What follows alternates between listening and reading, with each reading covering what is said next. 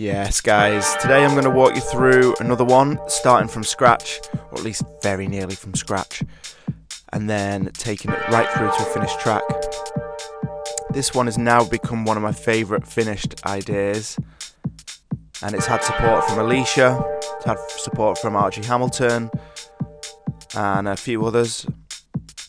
I've road tested it myself, and I'm very, very happy with this one. So, excited to show you how I get the idea going and then what it evolves into, because I think it takes quite a big step, this one actually. I get it to a certain point that I like, and then I do a little bit of a U-turn on it, and that's what helps me finish it.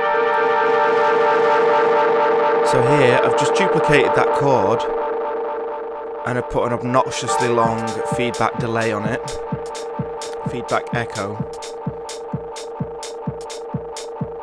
And I'm just letting that sort of resonate in the background. And what I'm thinking of doing is adding some LFO on the auto filter.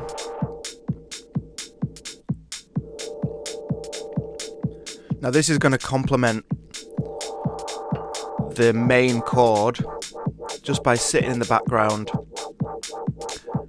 and creating this kind of wobbly ambient effect.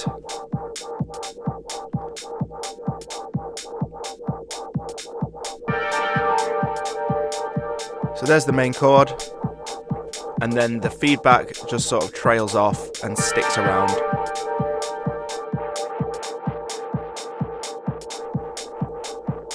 I like to call them beds actually. In the past I've always called them a bed for the track, somewhere for the track to sit and give it a sense of mood or atmosphere. Now I'm adding this dark string with the Juno. It's a super weird chord, but it sounds awful on its own actually. Not awful, but very moody. It's a very, very dark sounding chord, and I've now saved the project and called it Dark Loop. So that's the working title for this. Now here I'm adding some snares and a bass line. Very, very simple bass one shot, to be fair.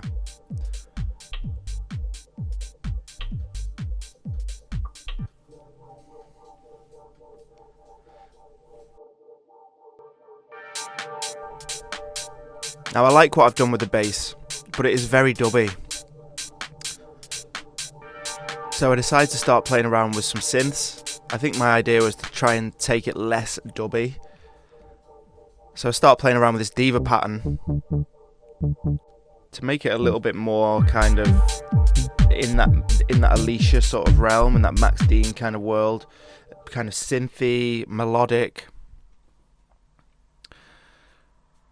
Now this is a very interesting part, I think. Really wanted to show you this. I got a loop and basically wanted to split it apart so I can modify them in different ways.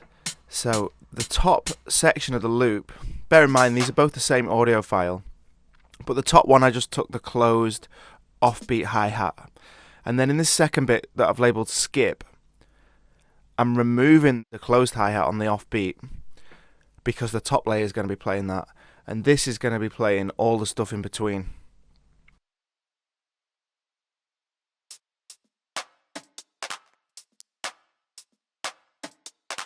So when I play them together, I've got the same loop, but I can manipulate them both separately.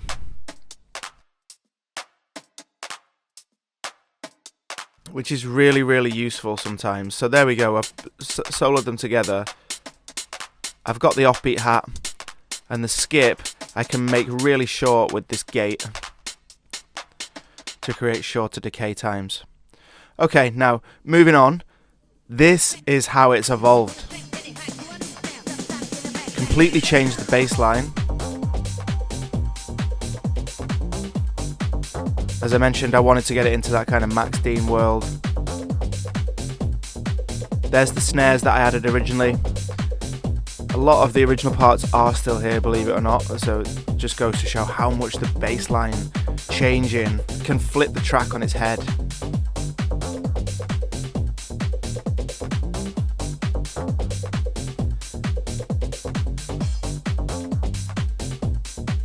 A lot of the drums are the same, just tightened them up. Added a little top loop.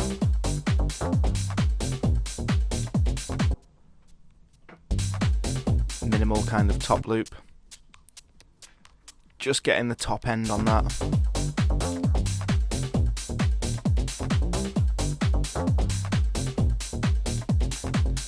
And now it's a case of just finishing this arrangement. But yeah, super happy with this track. As I say, it's had support from some pretty big DJs at the moment, so that's tried and tested for me.